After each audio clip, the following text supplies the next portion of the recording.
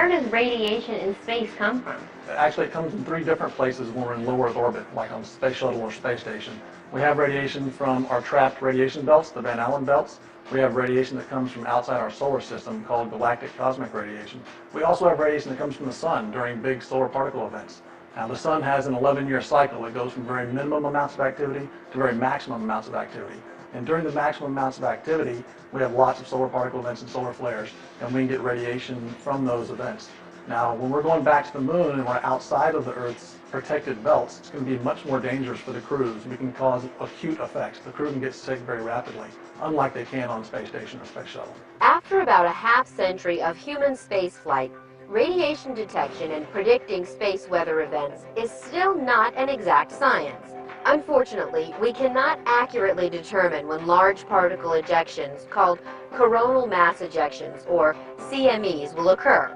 A large CME can contain billions of tons of matter that can be accelerated to several million miles per hour.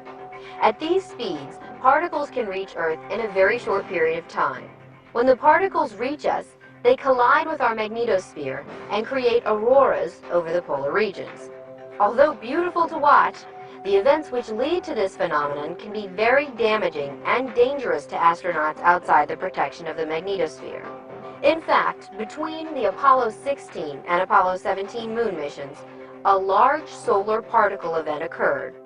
If astronauts had been in space during the event, the doses of radiation they would have been exposed to could have produced severe health effects within a short time. This is one of the main reasons better radiation prediction and monitoring are a focus of study. How much time do you have to predict solar flares? Well, it's actually very difficult to predict space weather. Just as we have a very hard time predicting hurricanes and tornadoes here on Earth, it's very difficult to predict when a solar flare is going to happen.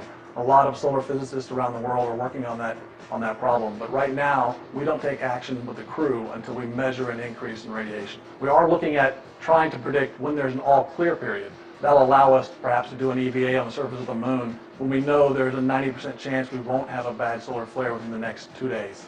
Yeah, the sun has an 11-year cycle, and every 11 years it goes from solar minimum, 5.5 years later solar maximum, and then back to solar minimum again. During solar minimum, there are very few sunspots, if any, and thus no solar flares. All the solar flares and solar particle events come out of the sunspots.